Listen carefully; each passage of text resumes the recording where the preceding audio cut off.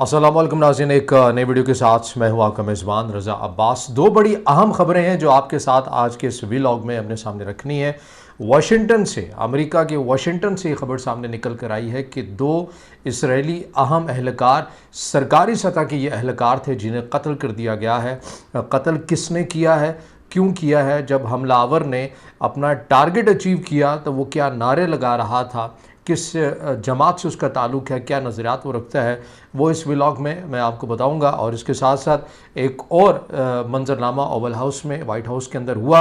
अमेरिकी सदर Donald Trump और जनूबी अफ्रीका के सदर के माबैन तकरार हुई। उस तकरार की वजह क्या बनी, उसके बाद जनूबी अफ्रीका के सदर की जानिब से क्या कहा गया, अमेरिकी सदर की जानिब से क्या कहा गया, ये दो बड़ी अहम खबरें जो कि आज के इस व्लॉग में शामिल होंगी। मगर उससे पहले आपसे दरख्वास्त की वीडियो को लाइक और चैनल को सब्सक्राइब ज़रूर कीजिएगा। सबसे पहले इसी खबर को हम शामिल कर लेते हैं जो अमेरिकी सदर डोनाल्ड ट्रंप और साउथ अफ्रीका के सदर के माबैन एक लफ्ज़ी तकरार वाइट हाउस में हुई है। आपको पता है कि इससे पहले ज़ेलेंस्की के साथ, जो कि यूक्रेन के सदर हैं, उनके साथ भी ऐसी लफ्ज़ी तकरार हो चुकी है। अब वैसी तकरार तो नहीं कह सकते हैं क्योंकि यहाँ पर साउथ अफ्रीका के जो सदर थे वो नहायत एक मंजे हुए सियासतदान है, तो उन्हें पता है ऐसी सूरत हाल में कैसे हैंडल करना है मामले को। ये मामला पेचीदा इसलिए हुआ कि अमेरिकी सदर डोनाल्ड ट्रंप की जानिब से साउथ अफ्रीका के ऊपर ये उनके सदर के सामने एक वीडियो चलाई गई जिससे मुतालिक कहा जा रहा है कि उस तरह से अनवेरीफाइड है, अभी तक मुकम्मल नहीं है, लेकिन बाहर वो वीडियो चलाई गई और उसके अंदर ये साबित करने की कोशिश की गई कि साउथ अफ्रीका में जो सफ़ेद फार्म है उनकी नस्ल कुशी होती है। जिसके जवाब में साउथ अफ्रीका के सदर की जानिब से अमेरिकी सदर डोनाल्ड ट्रंप को कहा गया कि ठीक है, ये बात हम एडमिट करते हैं कि साउथ अफ्रीका में जराइम बहुत हैं, और ये आप में से भी या आप में से किसी के रिश्तेदार अगर साउथ अफ्रीका गए हों या वहाँ पर अभी भी रहते हैं तो उन्हें बड़े अच्छे से मालूम है कि साउथ अफ्रीका में जो जराइम की शरह है वो बहुत ज़्यादा है। मगर अमेरिकी सदर डोनाल्ड ट्रंप ने खसूसी तौर के पर बात की कि वहाँ पर सफ़ेद फार्म जो है, गोरे जो हैं, उन्हें मारा जाता है। वहाँ जो गोरे सफ़ेद फार्म किसान हैं उन्हें टारगेट किया जाता है और बाकायदा आपकी पॉलिसी या पार्लियामेंट के अंदर ये बहस भी जारी होती है। आप एक एजेंडे के तहत गोरों को, सफ़ेद फार्म को हिट करते हैं। इसके ऊपर साउथ अफ्रीका के सदर की जानिब से कहा गया कि देखिए, हम इस बात की नफ़ी करते हैं, ऐसा कोई मामला नहीं है, जराइम है, हम एडमिट करते हैं, लेकिन अब वहाँ पर सफ़ेद फार्म भी मरता है और जो दीगर जो शहरी हैं वो भी मरते हैं, तो इसमें तो कोई ऐसी अचंभे वाली बात नहीं। अलबत्ता हम ये ज़रूर है कि हम जो जराइम हो रहे हैं हम उनमें कमी लाने की कोशिश कर रहे हैं और उसमें हम अमेरिका से भी ताउन मांगते हैं।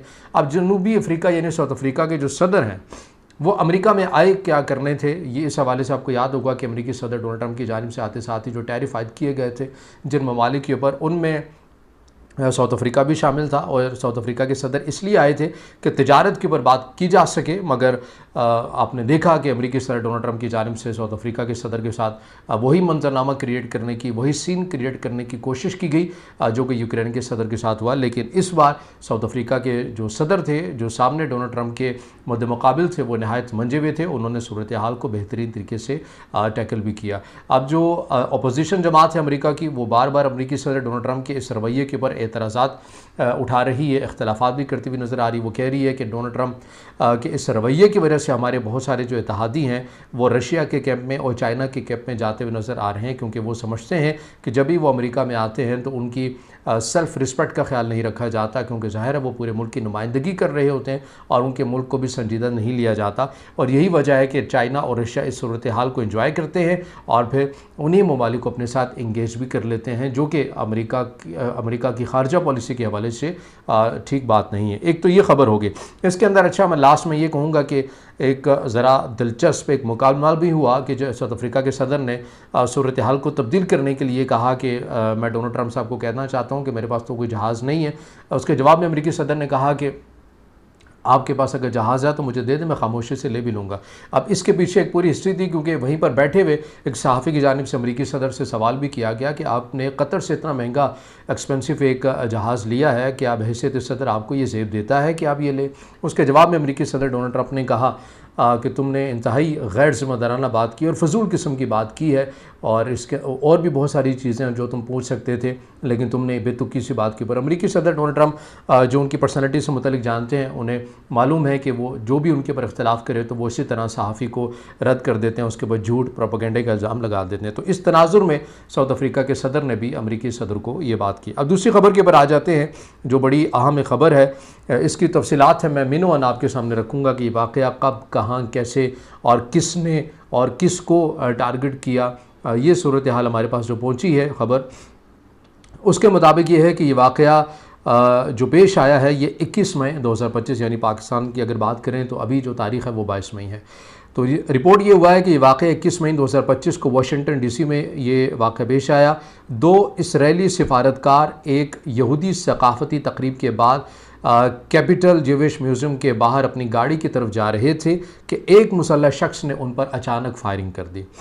अब इससे मुतल्लिक ये कहा जा रहा है कि जो मरने वाले थे वो कहाँ से कहाँ जा रहे थे। तो इस हवाले से जो डिटेल्स आई हैं, उनके जो नाम हैं जो मरे हैं, यारून लेंस्की ये इसराइली हैं और सारा मेलग्रम ये खातून है, ये अमरीकी निजात यहूदी हैं और इसराइली सिफारती अमले के रुकन भी हैं। इन दोनों की आपस में मंगनी भी तय थी। इन्होंने कुछ ही दिनों के बाद इसराइल जाना था और बाकायदा तौर के पर इंगेजमेंट भी करनी थी और ज़ाहिर है इनका ये दोनों इसराइली सफारतकार थे। अब इसको जिस शख्स ने मारा है, एलिस उसका नाम है, एलिस या इलियास उसका नाम है, लेकिन ये मुस्लिम नहीं है। इसके बारे में कहा जा रहा है कि ये party of socialism and liberation से ये माजी में वाबस्ता रहा है, जो कि एक बाएं बाजू की सियासी तंजीम है। और बाएं बाजू से मतलब ये कि आपको पता है कि 2 ही नज़रियात हैं, एक राइट विंग है, एक लेफ़्ट विंग है। राइट विंग उन्हें कहा जाता है कि जो शिद्दत पसंदी के नज़रियात के प्रचार करने वाले होते हैं, जैसे आप मोदी को कह लें या जैसे आप हिटलर को भी कह सकते हैं। लेफ़्ट विंग उन्हें कहा जाता है जो अपने रवैये के अंदर नरमी रखते हैं, लचक रखते हैं, जो हर किसी से मुज़ाकरात या मुकालमे के ऊपर यकीन रखते हैं। तो इनके बारे में कहा जा रहा है जिस हमलावर ने ये काम किया है उससे मतलब कहा जा रहा है कि ये लेफ़्ट विंग का था, लेकिन हैरान कुन बात है कि शिद्दत पसंदाना नज़रियात तो नहीं थे, मगर उसके बावजूद भी ये उसने इक़दाम जो है ये क्यों किया है। लेकिन बहरहाल अमरीकी हुकाम की जानिब से शख्स को गिरफ़्तार कर लिया गया है और वो जो नारे मार रहा था जब उसने इन 2 इसराइली सफारतकारों को हिट किया, उसके बाद उसने फ्री पैलेस्टाइन के नारे मारे बड़ी ऊंची आवाज़ में, उसे गिरफ़्तार किया गया। इसराइली वज़ीर-ए-आज़म बेंजामिन नेतन्याहू की जानिब से इस वाक़े के बाद उन्होंने कहा है कि हमने दुनिया भर में अपने सिफारतकारों की जो सिक्योरिटी है उसे मज़ीद बढ़ा दिया है और उन्होंने इस इक़दाम को यहूदी दुश्मनी का नाम दिया है कि दुनिया भर में ये यहूदी दुश्मनी फैल रही है। लेकिन अब इसको करने वाले कोई मुसलमान नहीं थे, ना ही कोई ऐसा शख्स था, ना कोई ऐसी जमात थी। ये तमाम के तमाम, ये शख्स भी अमेरिका का शहरी था, वहीं पर रहता है, शिकागो जो उनका शहर अमेरिका का, वहाँ पर ये रहता है और इसे अब गिरफ़्तार कर लिया गया है। मज़ीद इसकी तहक़ीक़ात जारी है, मज़ीद इस वाक़े को मुख्तलिफ़ ज़ाविया के ज़रिए से देखा जा रहा, परखा जा रहा है कि शख्स को किसी ने हायर तो नहीं किया हुआ था या फिर इसने ख़ुद से ये इक़दाम किया है। तो बहरहाल अब इससे जुड़ी जो भी मज़ीद अपडेट्स आएंगी आपके सामने हम रखेंगे। अगर आप समझते हैं कि वीडियो आपके लिए मुफीद है तो फिर इसे ज़रूर लाइक कीजिएगा, कमेंट्स में ज़रा ख्याल कीजिएगा और चैनल को सब्सक्राइब ज़रूर कीजिएगा।